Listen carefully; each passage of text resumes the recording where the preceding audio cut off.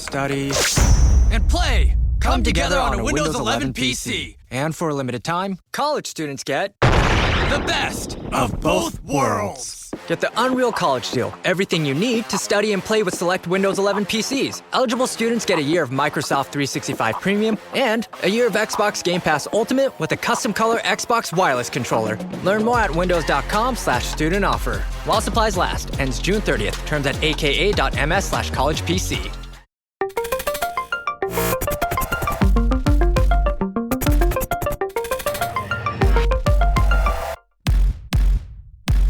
Welcome to the Monopoly Report, where I look at the impact of privacy, antitrust, and other regulations on the global advertising economy. Today, with JP Schmetz of the Brave browser. I'm Alan Chapell. I'm outside counsel and fractional CPO to a bunch of tech companies and am the principal analyst at the Chapell Regulatory Insider, which is a monthly report that shares strategies and insights for digital media worldwide. You can find a link to a sample copy of the Chapell Regulatory Insider in the show notes. I want to give a big shout out to everyone heading down to DC for the NAI Summit on May 13th and 14th. I'll be giving the morning keynote on Thursday, May 14th. So if you're in the DC area, I hope to see you there. This week, my guest is Jean-Paul Schmetz. JP is board observer and chief of search and ads at Brave. He's been building tech companies since 1995. JP founded Clicks in 2008 as a European alternative to the U.S. search incumbents.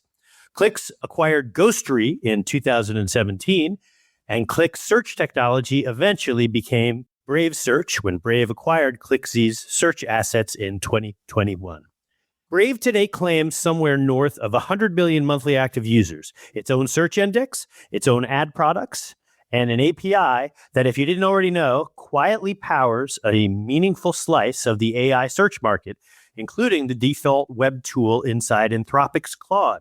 I've written a bunch about the browser market on the Monopoly Report newsletter, as well as the Chapell Regulatory Insider. And of course, I've had representatives from both DuckDuckGo and Firefox here on the pod. So we'll start off discussing competition. JP and I start with thoughts on Judge Mehta's remedies, on why he believes the DOJ left the most important pieces, distribution and monetization, that they left them essentially untouched, and why he is not losing sleep over the prospect of Google being forced to share search data with competitors. His view, which I'll let him explain in his own words, is that data sharing is the wrong remedy aimed at the wrong problem. But the more interesting tension in this episode isn't Brave versus Google. Rather, it's Brave versus publishers and Brave versus the ad techs. You'll hear me push back. You'll hear JP push back harder. We'll disagree on whether contextual advertising can really be done effectively without third-party measurement. We disagree on whether users actually understand the first-party, third-party distinction the way Brave assumes they do. We also get into search economics, GPC defaults, and what the open web looks like 5 years from now if the current pace of AI investment holds, or if it doesn't. This will be a good one, so let's get to it. Hey, JP, thanks for coming on the pod. How are you? I'm very good. Yourself? I'm doing great. And where is my audience finding you today? I am in Munich, or the south of Munich in Germany today. Ah, fantastic. At home. Yes, I love right. it. How is Munich this time of year? Oh, it's beautiful. Spring is coming. Summer is coming slowly. Weather is beautiful. All green and blue. Yeah, this is just a wonderful time of year. I'm here in New York, and this is probably my favorite time is May. That's right. So you have spent decades in publishing and ad tech. So when you look at the browser market today, do you still believe that a browser can function as a true user agent? Or has the economic reality of running a browser at scale, just fundamentally compromised that construct? Well, I don't think so. I think that the real question that we have to ask ourselves is, what is the role of the open web in the future, right? And I think it's clear that everyone wants to have one. It's possible that some big tech companies try to make it smaller and try to create walled gardens here and there, but they seem to be always a cycle of going back to the open web. And if you have an open web, then you need a browser because that's the machine that gives you access to the open web. And if you have an open web and a browser, you're going to have a search engine because it's hard to find things on the open web. It's not a it's not a small place. So yes, and definitely the browser has to act as a user agent. We'll talk about privacy today for sure. AI is very important to have a user agent as well, or user agent of agent, or I'm not sure how it will be called in the future, but no, there is definitely a place for the open web, and therefore there is a place for the browser. Right, but what I was trying to get at is, because I don't think anybody would disagree that there needs to be a browser, and maybe that changes over time. Maybe we eventually get closer to the voice-initiated thing that Amazon and others have created. But I think my question is more, what's the role of the browser? Because traditionally, and you go back 10, 15 years, the role of the browser was to serve the interests of the user. And so I'm still asking, is that still a thing, or is that partially a thing? Is that true? What happened before is that, of course, you had Netscape. And yes, it was definitely the first browser was trying to serve the interest of the user. But I remind you that when Microsoft started the Explorer, its main goal was to defend Windows. And then when Google started Chrome, its main goal was to defend Google Search. So there are browsers, and Firefox and Brave are probably the only ones who have as a primary goal to be in service of the user. The other ones always had a strategic interest that was not the user.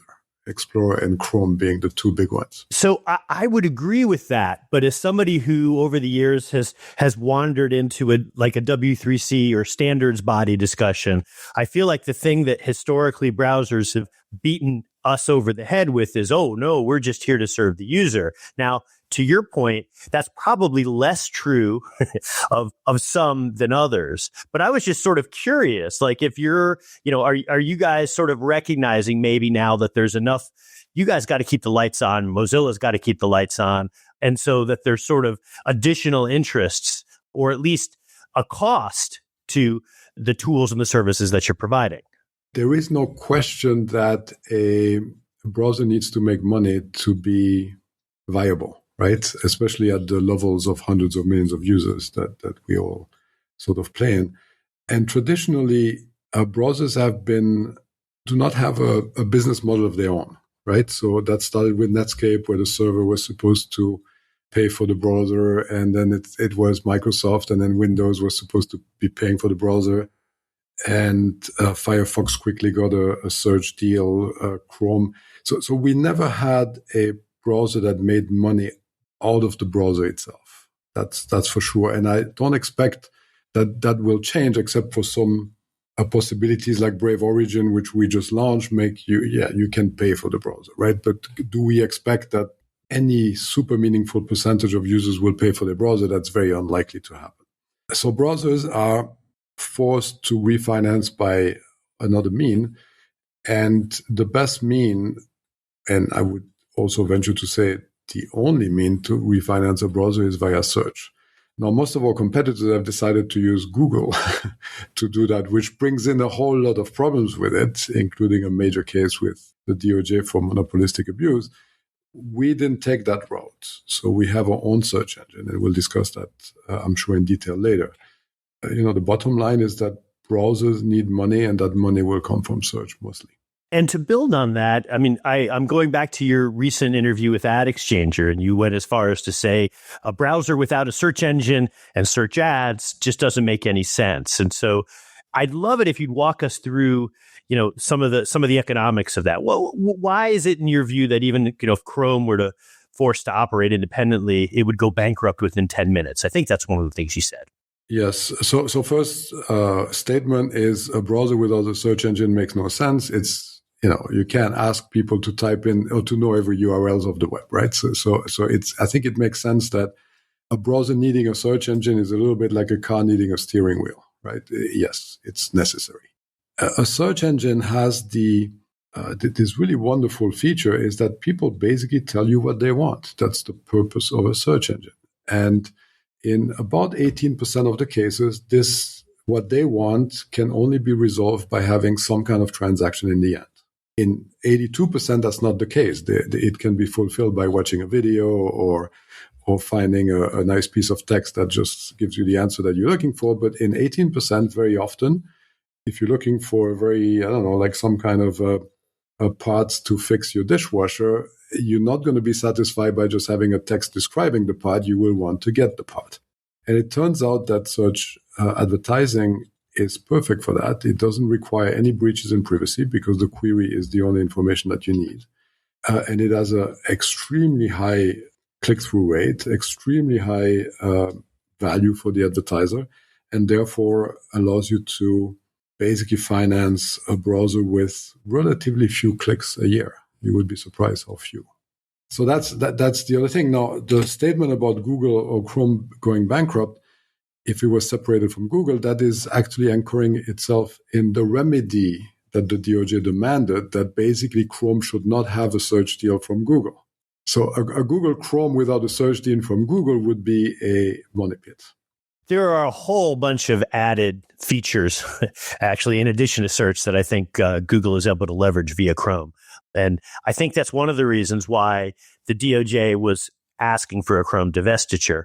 For better or worse, His Honor decided not to go in that direction. And I think we're going to be paying the price for that for the next decade.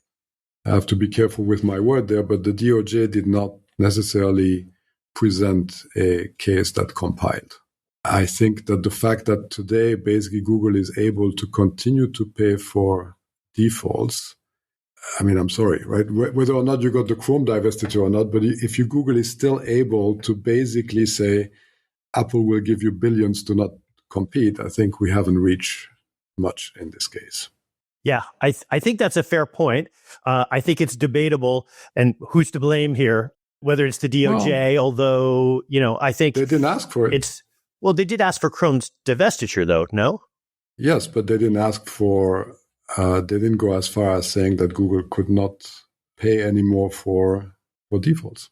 Yeah, well, they did say it, but in the practice of how it was formulated, it was like, okay, that's fine because we don't want to hurt too many people. And by the way, it's a complex case. I don't want to make it sound like it would have been easy, because the problem was that if the judge or the DOJ and the judge had basically come to the conclusion that Google could not pay for default, then he would have to stop paying Apple, which would have survived and lost $500 billion in market cap, most likely.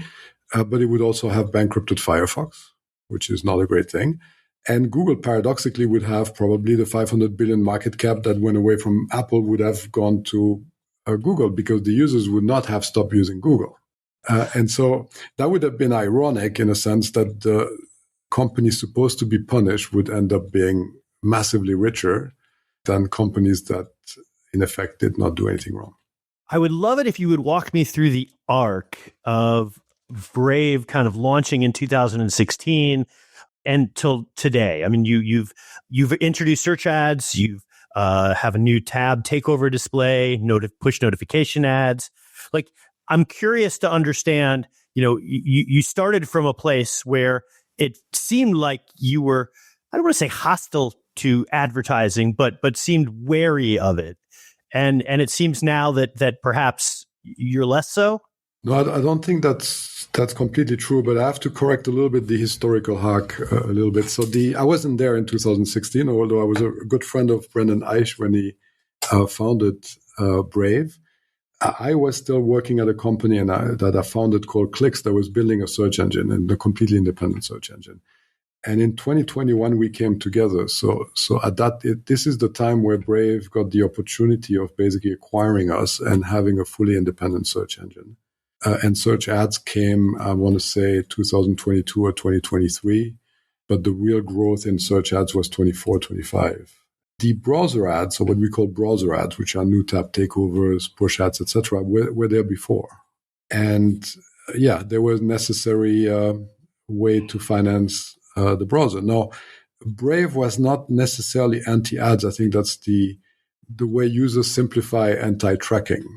We actually do not block normally first-party ads, but we have a strong bias or a strong allergy, I would call it, almost to third-party stuff, right? Third-party simply means that the user is not aware that one or dozens of companies are basically looking over their shoulder while they are reading some contents, and some of them are pushing ads, and we tend to block all of these requests.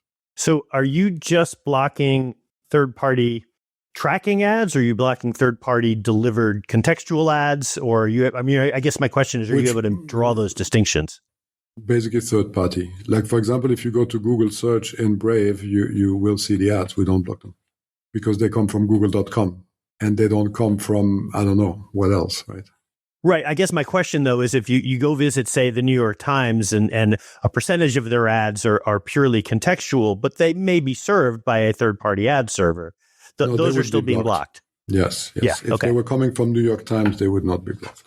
So you guys have grown pretty significantly even over the last year or so. If the numbers I have is 80 million monthly active users in January of 2025, 109 million in February 2026. And so I'm curious, what degree have you guys seen user pushback against some of Brave's monetization layers?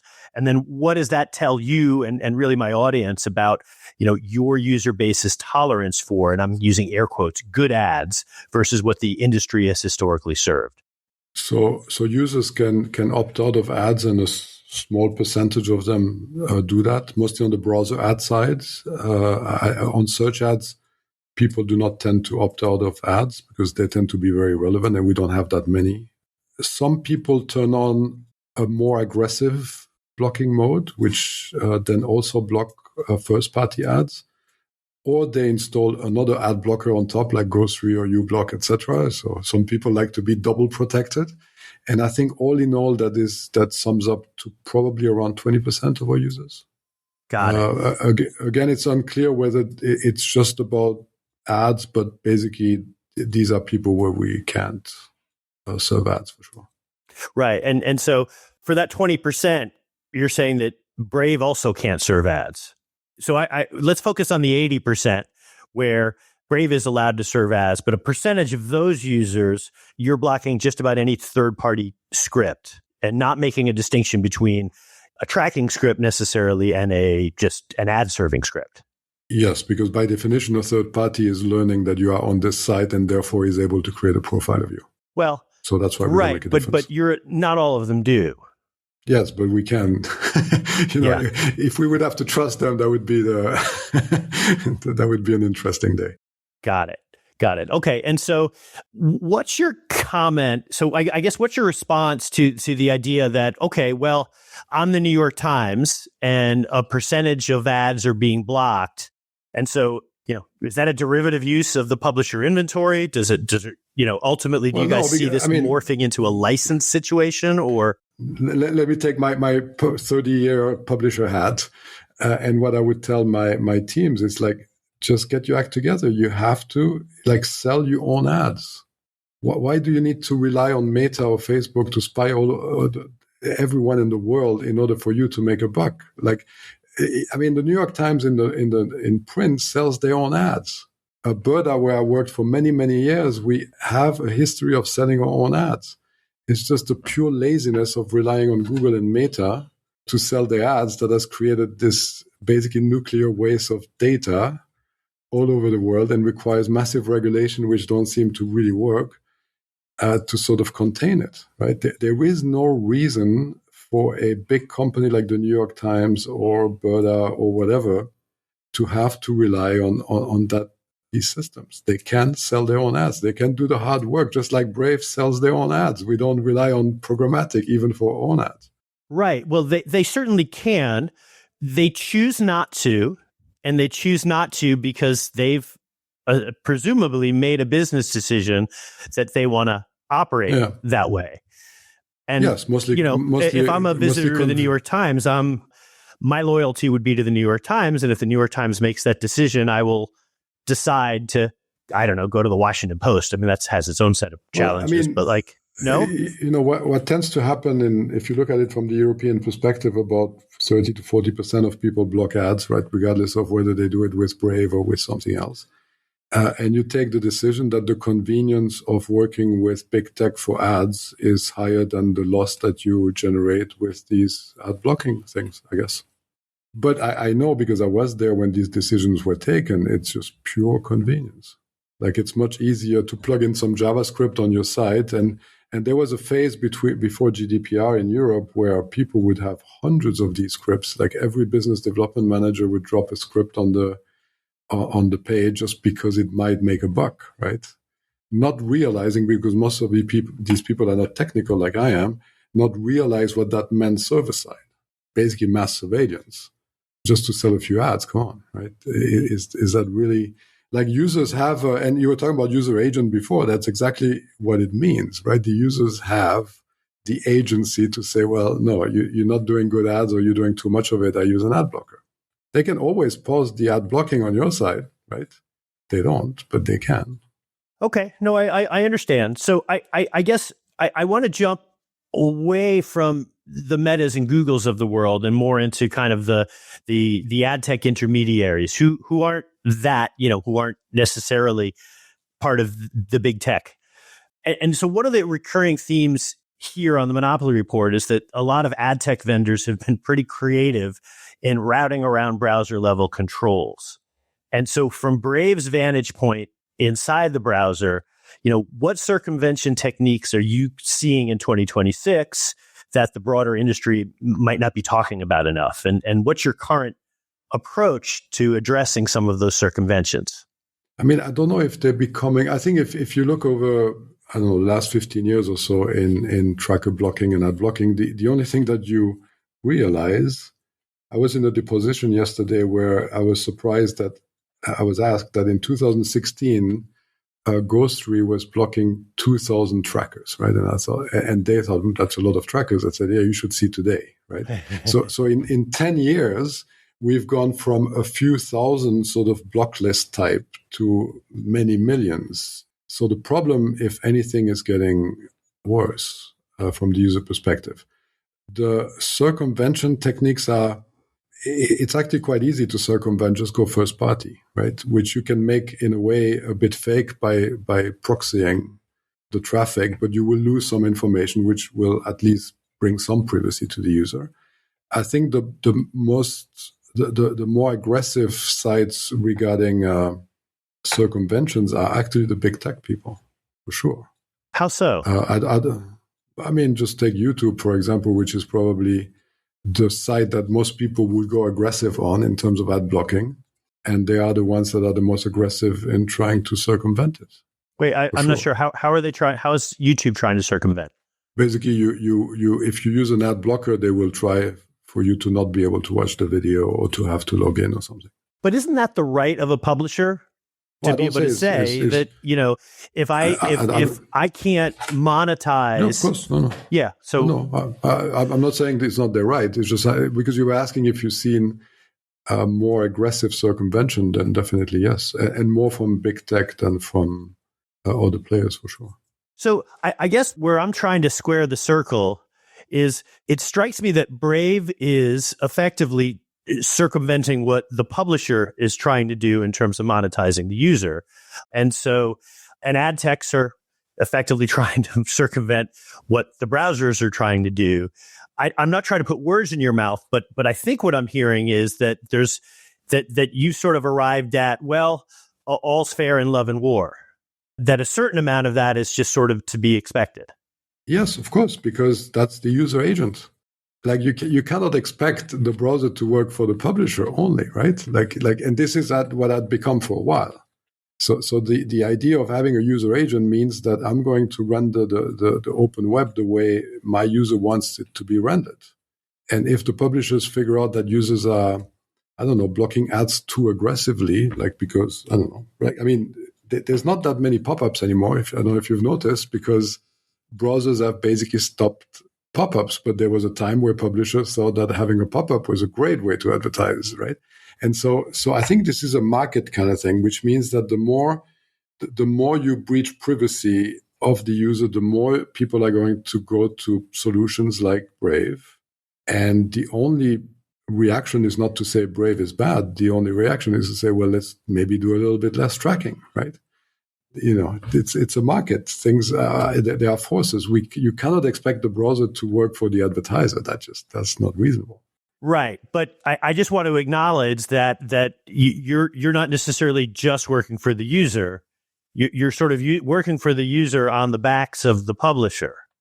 Yeah, but yes and no. I think that it's not part of the deal. Like the user has a mental model that is that if I look at a website, it is kind of like a page in a magazine, or it's something that is one unit.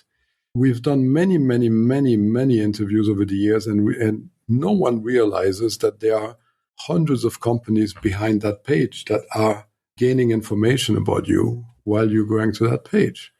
And whenever we explain it to people, they always want to block it. They say, no, I didn't sign in for that.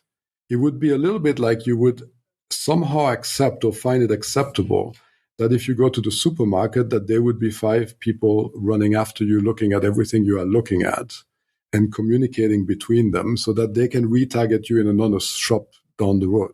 That's not an expectation that is reasonable. Yet this is what's happening online. I would push back on the idea that whether it's reasonable or not. And I also think that there's a degree, and that's sort of where I get to, where I think things go a little off the rails for me, is you guys aren't necessarily distinguishing a contextual ad from a Meta or a Google ad. Yeah, but if you do a contextual ad, why do you need a third party for that? Well, you need to measure. You need to conduct some form of attribution as best one can. I mean, those are legit advertiser goals, no? You are telling me we're doing search advertising contextually and we measure and we don't have a third party. It's possible to do without. But that's search ads. That's not necessarily... contextual is the same. No, yeah, that's where I think I might respectfully disagree. I think contextual. What does contextual mean? Contextual means that the only input you use for the targeting is the text of the article, which belongs to you because you just said that this is a publisher. They publish a page, and therefore it's a page about, I don't know, skis. Then you will have an ad about skis. This is, by the way, the model of advertising works since about 1850, right? Like this is not new. Contextual advertising is the model of advertising, right? Right. And it can be contextual by... Now there's been for the last 25 years or so at least some push for the advertiser to understand how to measure how effective the ad is. And so I guess I understand we don't want our users don't want to be followed around the internet, but I do think that probably oversimplifies a lot of the activities that I don't know that users would have a problem with. So I can tell you that for attribution, so basically to measure how good the ad is performing, I don't see that much problem because, again, we are selling search ads which then lead to a conversion, etc., which is perfectly measurable by Brave. And it's not measurable if you use uBlock, right? I'm talking about Brave. Brave does not break attribution as long as you do it correctly, which is doing it first party, like every big e-commerce site has learned to do over the last few years. Even Google recommends it to every SA360 customers and every Google Analytics customers, because they understand that if you do not do it that way, there's going to be a certain percentage, depending on the country, between 20 and 40% of things you won't be able to measure, and it will falsify all your data. So there is no excuse to say, yes, I would like to do contextual ads, but I will contract it with the worst company in the world for data privacy, Meta, because they're going to give me the ad because I don't have a sales force and I want to do it on the cheap. Sorry, then you're going to you bring in other people, we bring in other people, and that's what you said. Like it's a good war, then, right? No, fair enough. But you can step out as a publisher and as an advertiser. You can perfectly do advertising for Brave users that will not get blocked. Right, provided that you do everything first party, which is not entirely practical for everyone. And there's a big difference between display ads and search ads because in the display ads, there's things like you want to know, has this created a lift for you? So it isn't all just about clicks is all I'm saying. So I want to shift because it doesn't sound like we're going to agree on this, and that's okay. You guys enable the global privacy control by default. And there's a couple of different state privacy laws, Colorado, Connecticut, I think even California, that have language that require that opt-out preference signals not be turned on by default or not be used to disadvantage other processors along the way. And so I'd love for you to share with my audience how Brave is squaring its default on GPC implementation with some of those requirements? So I'm not a lawyer. I'm a techie. So and we operate globally. So you cannot believe how many regulations are out there. Oh, it's a great career for privacy pros, my friend. No, I'm sure they have their work cut out for them. I think we start from the user, which is that basically users who download Brave, and that applies to other privacy tools like Grocery or let's say uBlock, etc., download it for the purpose of exactly that, which is to enforce a level of privacy, which has nothing to do with law or not law. It has to do with a certain expectation of how the world should work for them, which is in effect, as defined by Brave, blocking third-party stuff. So, and by this, I mean, in a human sort of interpretation, is I don't want requests emanating from my browsers that do not go to the page that I've chose to visit, right? So if I go to CNN, CNN can do whatever they want, but Meta should not be involved, and Google should not be involved, and other companies that I don't know should not be involved. That's the expectation of privacy of Brave users, but that also applies to most other privacy tools. And then that's normal that we turn that on by default. Why would we ship a product that's turned off by default? That wouldn't make sense. No, so I don't think it's about very specific legislation in one state or the other. It's about that the fact that all users expect to have a first-party world. Well, I think that's debatable. I think because I think it's the definition of a first-party world, I think, is we've already kind of gone back and forth on that. But what's sort of interesting to me... it's a technical term, right? If a website loads anything from the domain CNN.com, that's going to be first-party. If there's another domain that pops up, it's a third-party. That's just a technical definition. I don't want to... it could very well be that something goes to CNN and then CNN sends it to, I don't know, something else. Fine. That's still first-party technically. But there is no contest as to what first party means or not mean. That's a technical definition. That's not what I'm saying at all. What I'm saying is I think it's a debatable point whether users fully understand the concept and the implications of first party versus third party. But then, I can say the same thing. Like, do they fully understand what the publisher is doing by firing 72 requests when you go to AARP.com?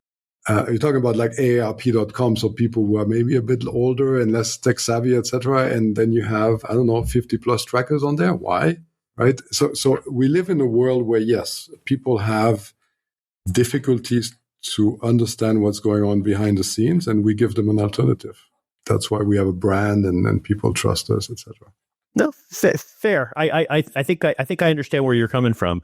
I wanted to shift to search ads just for a minute. So you guys offer choice. You've got your own search engine process, but somebody can, go to DuckDuckGo or Google or through the browser. Absolutely. If I turn on, we'll just say Google as the default search engine on the Brave browser, you guys are getting a cut of the. No, so you're not touching that at all. No, that's really important to know because that's you guys are putting your money where your mouth is there.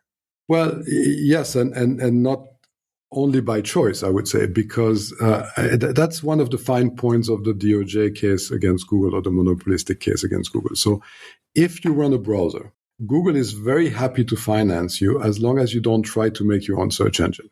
But the day you start to make your own search engine, you're not going to get any money from Google. And you're not going to, and we don't get any money from DuckDuckGo, and we don't get any money from anyone. But most people use either Brave Search or Google, obviously, right? There's very little, or there's almost no reason for someone to choose Bing or DuckDuckGo in Brave. It doesn't make that much sense. But I would say that about half of our search traffic that emanates from Brave goes to Brave Search, and half that's in the US. Globally, it's a bit more Google because we don't support all languages, but. Yes, so a lot of queries go to Google, and Google makes probably $1 million or so a month in revenue from us and don't share anything back. It's very good that we speak about it because this is one of the finer points of the anti-competitive behavior of Google is that if you don't compete against them, they'll be very, very happily will finance your browser. If you do even make a little competition, they will cut that off. We never had it, right? But they will certainly not give you any revenue share. Well, on a related note, are you guys must be thinking about in the context of some of the DOJ remedies in the search case, some of the data sharing arrangements. I would love it if you had a position or some thoughts about where all that's going, because it strikes me that Google is relying on privacy as a mechanism to deny data to competitors. And do you guys think there's a path there, or have you sort of thrown up your hands and said, this is just never going to happen? No, we've actually published an amicus brief to the court. So that's a public document where we expressed that we were basically against, or we were basically asking the court to put some restrictions on the data sharing. We've also told the DMA in Europe, which has some new projects about data sharing, to reconsider, because their proposal was a massive privacy problem. People have forgotten that one day AOL decided to share some data with the world, and it was only for 15 minutes and destroyed probably 8 people's life, because it's not fun when your search queries become public, even though it was supposed to not happen that way. So for privacy reason, we are against it, and for competitive reasons, we are against it, because we've done the work for 18 years in my personal case to build an independent search index. And that was not our biggest problem. The biggest problem is that Google basically monopolized monetization and distribution. That's where we want to see remedies, because we have a search engine. We make a lot of money with it in Brave, and because AI companies use our browser. I don't know if you know, but OpenClaw, for example, uses Brave Search API by default. Yeah. Yep. So these big open systems are using the alternative search engine. And if you were to force Google to give all this, basically to give a search engine for free to anyone who wants to have one, we do not think it would create alternative search engine. It will create a bunch of fake search engine, which are really Google in the back. And then the remedy will expire in 5 or 10 years, whatever they really get in the end. And then they will still only be Google. So let's not fight where the problem is not, which is it difficult to build a search engine? Yes, it is, but it is possible, and we've proven it. To where it is really a problem, like, for example, if you have a browser that has its own search engine, then Google doesn't give you money, for example, right? Because it likes it. And Apple cannot work with Brave Search. I mean, I would love it if Apple would promote Brave Search and get a revenue share from us, but they can't, because Google won't let them. Because that's interesting. Yeah. So we don't think that these data sharing arrangements are basically flawed, because they will expose data that should never be exposed. And frankly, we don't understand why it should penalize people who have done the competitive work for 18 years to benefit those who do not have any intention of doing it. No, there's still appeals, and there's still a technical committee. There's still a lot of I don't hold my breath for any data sharing happening anytime soon, just to tell you the truth. I get your point, and I think I even agree with it. I would just say, I don't think you have a lot to worry about, because I think this is going to be an exercise where over the next 5 or 7 years, that Google is brilliant at a lot of things, but one of them, at least around my neck of the woods, is that they're fantastic at running everybody around in circles towards some purported goal, and then finding new ways to thwart the thing that everybody's trying to get. And so, they have been in these processes worldwide. I mean, US is not the first country to do this, so they've been exercising that for a while, and they will find a way out. But I want to just repeat, the problem is not so much on the data. The problem really is on the distribution and monetization, which unfortunately have not been addressed. Yep. That's the main problem. I think that the DOJ put a lot of their effort, or money, as it were, capital, into getting Brave away from Google. And when that didn't materialize, I think the effectiveness of everything, but by the way, including the ad tech remedies, which may or may not come down soon. Yeah, that's a whole different thing. Yeah, sure. Agreed. But without an independent Chrome browser, a lot of this other stuff, I think, I don't want to say it doesn't matter, but it certainly reduces the impact. Yeah, I think that the distribution argument is basically that, right? Is that Google uses money to basically monopolize what it doesn't own, like Safari, etc., and has a fully integrated vertical integration. So they sell ads, they have ad systems, they have search, they have browsers, they have AI, they have everything, right?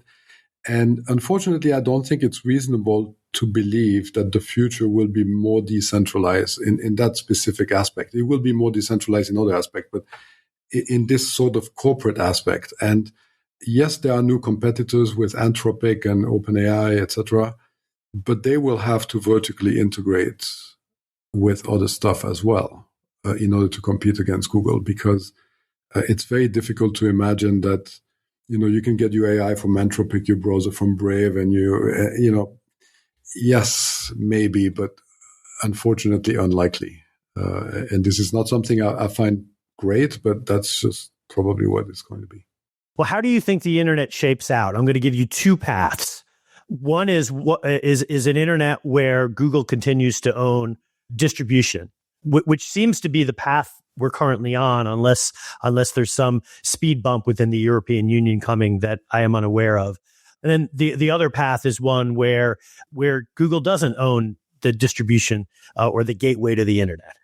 How do those two internets look differently? I think the wrench that's going to change quite a few things is obviously AI, because the web is going to become a mix between humans accessing content mostly for entertainment and agents accessing the same content, but also obviously more productive content to solve some issues on behalf of the users, right? So it's perfectly reasonable that web pages in the future, so if you, let's say, own a restaurant or you have a hairdressing salon or something, your web page is going to be both from human and machines, because someone may ask an agent, hey, can you book me an appointment at this hairdresser for next Tuesday, right? And then there's a bit of back and forth, and then that thing gets done. I need a good restaurant in London for next week, blah, blah, blah. If the investment level continues that we currently see from, I want to say, 5 or 6 companies in AI, and they compete to death, and hopefully no one dies, then you will have a distributed access to the web and to whatever is behind it. And Google will then lose some importance. But they will still be one of the 5, and they will be most likely a very, very important one. Oh, yeah. I don't see them. I don't see them being crippled by any legal case or legislation or anything like that. They can only get crippled because the users decide that they would rather use a different product, but then most likely they will still use Cloud on Android, which is going to be a problem for Cloud because it's on Android, and Google has some ways of trying to get Gemini in there somewhere, right? Right. So that's where the next fight will be. But at the moment, there's still a potential for redistribution, and hopefully we don't end up in a winner takes all situation where everyone has given up. I was around when Google Search was built, and it was really astounding how little competition they had. Yeah, because they emerge. You probably remember the 2000 where basically everything went down, right? Like everything went to zero. Oh, I graduated from law school in December of 2000, just as the Internet 1.0 had burned to the ground. It was a great time, lots of fun. I was already developing websites that would go from billions worth to minus millions worth, and what happened is that essentially, if you look at the depth of the worst moment of them all was somewhere around October 2022. That was basically where website did not have any advertising. Like there was no advertising left. Like everything was gone. And yet Google was just at that moment building one of the most expensive products of all time with zero competition because no one could find capital. Yeah. And they were attracting advertisers with a brain-dead business model, which is you put $1 in and we give you 1.5 back, right? Because it was a transaction immediately. Like there was no, I have to wait 6 months and then I see some money. And so they basically grew in a period of chronic underinvestment. Now, you cannot say this for today, right? Unless we have another bubble burst at one point. But at the moment, it's still quite an amazing situation that you have such a new technology combined with massive level of investment by companies who look like they know what they're doing. Yeah. Now, if there's a bubble burst and the capital goes down like it did at that time, obviously not all of them will survive. but maybe it doesn't burst, right? Or maybe they are doing something that actually they generate infinitely more revenue than any company pre-2000. So I think there's a good chance that they all stay relatively healthy. And then definitely there's a potential for redistribution of traffic, redistribution of monetization, et cetera, et cetera. And it looks like it's a model that is not primarily advertising finance, which is, I think, very healthy. Well, we'll see. I mean, OpenAI is talking, 2030, 100 billion in ads. I think that's a made-up number. Yeah, of course, that is a made-up number for sure. There will be a part that should be advertising-based, namely anything that has to do with intent should be advertising-based because it's just stupid to do it any other way. But it is healthy that there are subscription model around. Yeah, I think just think of Netflix, for example. I think the growth of streaming would have been massively different if it had been financed only via advertising. Yes, I would agree. Right? It would have been not good for the user and not good for anyone, I would argue. And the fact that some of Netflix is no advertising finance is okay. So I'm hopeful that the model will be, more subscription driven at the beginning and then advertising on top rather than advertising and then try desperately to find a few subscription on top, like unfortunately the web model has been. I agree with you. I think that the hidden thing in there where I'm still trying to get my head around is what does all this cost and to what degree is it currently being subsidized so that when not only the real cost emerges because the market is no longer interested in subsidizing this, but the final cost, which might be, 1.3, maybe even 1.5, whatever the actual cost is, how does all of that play out with all of this AI? And I'm still trying to get my head around that.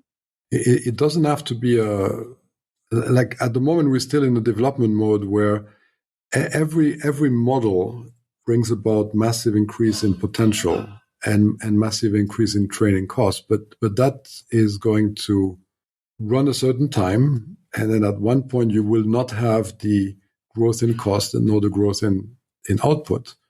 And I expect these companies to become ultra profitable at that moment. Because the moment you start to burn maybe models into silicon instead of having like general purpose sort of silicon that allows you to run any model at any time in any form, the cost is going to dramatically drop. And if they still have a business model based on subscription, then these things will be profitable, although I expect them to be already profitable up to a certain point by the unit economics. But because they have to invest so much in order to compete, then we have a bit of a distorted sort of view of these companies because the cost of today is basically an investment for the future, which may or may not happen, but it's still an investment. And you compare that with the revenue of today, which is basically the revenue of the previous model. Right. Right. So if you were to compare the revenue of today with the cost of yesterday and the cost of today with the revenue of tomorrow, maybe it works. Obviously, no one knows, right? Because no one knows what the revenue of tomorrow is. But I find it healthy that these companies invest because if they wouldn't, then Google wins everything again. Yeah. That's funny. It's a great point to keep in mind here because the last thing, a lot of it, I think a good chunk of my audience wants is 5 years from now, Google still to be the, not just the undisputed champ, but, the only one standing. Yeah, then you have to root for people who effectively compete and especially those that put a lot of money behind the competition. So up to like obviously companies like Anthropic, etc., but also companies like Brave who have invested years and years into doing the right thing, like really building the thing and not just pretending, and then actually trying to make a living out of it. So because if you root for failure or you being a skeptic or you say, I don't think it's going to work, all of these things, you're basically rooting for the incumbent to stay exactly where they are. They don't innovate as much as the others. Huh? Don't fool. I mean, Google invented AI for all practical purposes, or this new way of doing AI was invented by Google, but they certainly did not invest enough to make it shine. And they're still quite reluctant at it, right? So we launched at Brave, AI, what they call AI overviews. We launched them a year and a half before them. We have chat experience within the search engine. I encourage you to use search.brave.com and put 2 question marks at the end of the query and see what happens. And you will find out that there are higher levels of performance possible. Well, this has just been a great discussion. I'm going to leave it at that. JP, I really appreciate you coming on. I know we don't agree on everything, but I really love your willingness to come on and maybe debate a little bit, because that's exactly what I think my audience often needs to hear. Anytime. Thanks so much, JP. Take care. That was Jean-Paul Schmetz of Brave. And as you heard, JP and I don't view ad blocking the same way. That said, I'm grateful to be able to have these types of discussions with people who see things differently from me. And there's certainly a few points of disagreement here. But in many respects, the place I land when it comes to Brave is similar to how I've landed with respect to DuckDuckGo and Mozilla. There's certainly a segment of the population that values their privacy to a high degree, and they really appreciate what Brave, Mozilla, and DuckDuckGo have to offer. Having had all three of them on the pod, I applaud that they're offering an alternative to the Apples and the Googles of the world, even if I don't always appreciate the specifics around how they offer those alternatives. I want to leave you with a few themes. First, on Google and the DOJ remedies. JP and I are mostly in agreement here, and I think his framing is the right one. The Google DOJ search case was always going to live or die on two questions: distribution and monetization. I thought that the Chrome divestiture was the cleanest path to addressing both at once, but for whatever reason, Judge Mehta declined to require Google to divest Chrome. Everything downstream of that decision, and in particular, the data sharing debates, is, in my view, secondary. JP is right that the data sharing solves the wrong problem, although I would push back on the idea that the data sharing necessarily creates a new privacy problem. The AOL search log incident from 2006 that JP cited was a long time ago, and there are ways to mitigate the possibility of re-identification or other privacy issues occurring today in connection with the sharing of search data. I'd invite you to review the recent report from the Knight-Georgetown Institute that goes into some detail on how sharing could work in a way that seemed privacy safe. I'll post a copy of the KGI report in the show notes. Second, on the economics of the browser itself, JP's point, I agree that monetization has become an increasingly thorny challenge for browsers. Brave and DuckDuckGo offer the rare exception in that they are able to help fund themselves via their own search engines and ad programs. The reality is that browsers today are forced to be more than simply user agents. They are also serving advertisers, and there's a tension there that I don't think most browsers are willing to admit exists. Third, and this is where JP and I part ways, I am not persuaded that the third-party, first-party distinction, as Brave applies it, tells the whole story regarding what's happening on a publisher page. JP's position is that any third-party request the user didn't explicitly invite is, by default, suspect. My position is that there is a meaningful difference between a tracking pixel that builds a cross-site behavioral profile and a third-party ad server that delivers a contextual creative and counts an impression. We can debate the merits of cross-site tracking, but Brave doesn't even draw that line. They block both. And when JP says the answer for publishers is, and I'm using air quotes, get their act together and sell their own ads first party the way, Brave does. In other words, Brave doesn't like website and ad tech privacy practices and therefore feels justified in taking ad revenue from those publishers. That position ignores the fact that publishers are independent businesses, and it's simply not Brave or any other browser's place to make this type of decision unilaterally. And this isn't just my opinion. Jason Kint at Digital Content Next has argued for years that browser-level default blocking, Brave's, but also Safari's and Firefox's, quietly transfers value away from publishers without anyone compensating them for it. JP didn't really engage with my critiques here. I wish he had. You can agree with Brave or not. I don't, on at least a few points, and I told JP so. But the conversation we just had is the very conversation our industry should be having more of, and the type of discussion I'll try to foster here on the Monopoly Report going forward. This wraps up today's episode. I want to thank you all for listening. Please subscribe to the show on Spotify or wherever you listen to your podcasts, and thanks for listening.